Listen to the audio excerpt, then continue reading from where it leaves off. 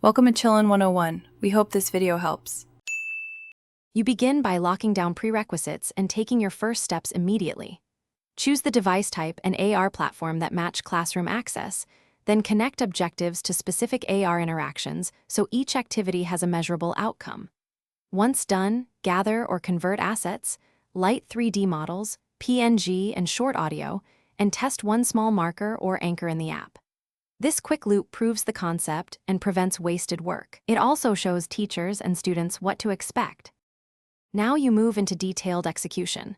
Author modular AR scenes tied to single objectives so learners focus and you can iterate quickly. You will design interactions that are intuitive, tap for info, drag to compare, and embedded quizzes for instant feedback, because usability drives learning. Then, integrate tracking into your LMS or teacher dashboard so teacher data populates automatically. While building, prototype, observe, and refine one scene at a time. That iteration avoids major rework and clarifies why each element exists. Finish by piloting, training, and scaling with deliberate steps. You deploy to one class for a short pilot, collect daily feedback, and use that insight to refine content and instructions. Then run a concise teacher workshop with a one-page checklist and a troubleshooting flow. Restart app, clear cache, test anchor, switch to Wi-Fi.